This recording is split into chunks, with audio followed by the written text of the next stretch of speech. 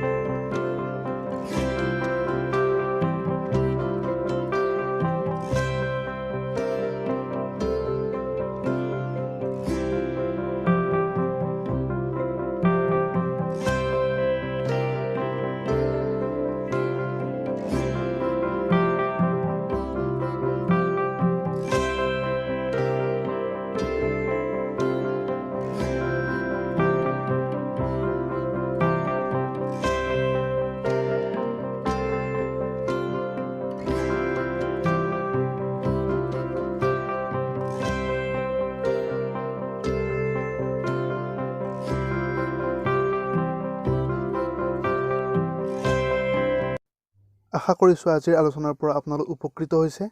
চেনেলটো চাই থাকিবৰ কাৰণে চেনেলটো সাবস্ক্ৰাইব কৰি ল'ব ধন্যবাদ